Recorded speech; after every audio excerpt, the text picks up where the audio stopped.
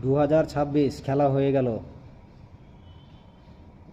লড়াইটা ছিল শুধুমাত্র বিজেপি আর টিএমসির মধ্যে, আর বাকি যেগুলো পার্টি আছে এগুলো কোনো ফ্যাক্টর না, এগুলো শুধু ইলেকশন আর কি লড়ার জন্য লড়েছে, ওটা কোনো ফ্যাক্টর না।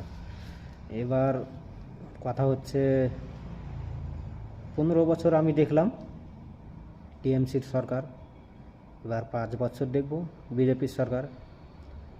টিএমসির থেকে আশা করি বিজেপি এবার ভালো কাজ করবে, কারণ 15 বছরের সরকারকে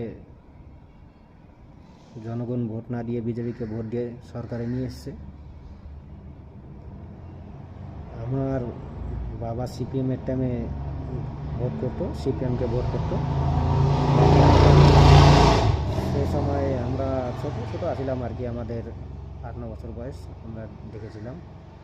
তারপরে 35 বছরের সিপিএম রাজত্ব করার পরে টিএমসি এসছে 2011 সালে, মমতা ব্যানার্জি 180+ সিট নিয়ে আর কি।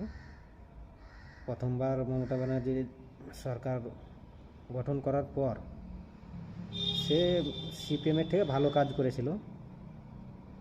তারপর 200+ সিট 2016 সালে বিধানসভায় টিএমসি আবার সরকারে আসে, তাও কাজ ভালোই করেছিল। সেবারও মানুষ ভোট দিয়েছে, উন্নয়ন দেখে ভোট দিয়েছে, উন্নয়ন করেছে বলে আবার 26-এ সরকারটা করেছিল। 26-এর পর 21-এ সরকারটা পড়ে যাওয়ার কথা, মানুষ উন্নয়নের কথা ভেবে আবার সেই টিএমসিকে বসিয়েছিল।